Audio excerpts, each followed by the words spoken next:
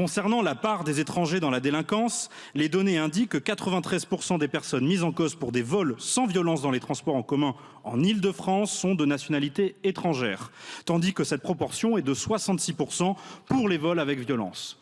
C'est sans parler des agressions sexuelles en Île-de-France, puisque 63% des agressions sexuelles dans les transports publics sont le fait d'étrangers.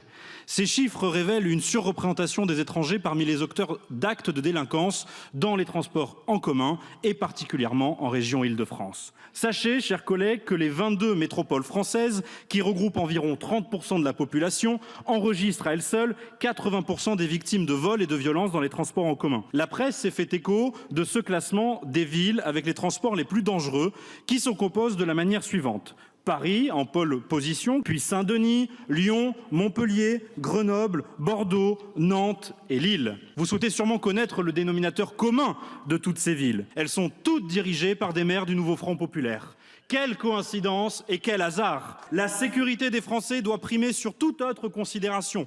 Nous resterons vigilants et nous continuerons de nous battre pour un véritable sursaut sécuritaire dans nos transports.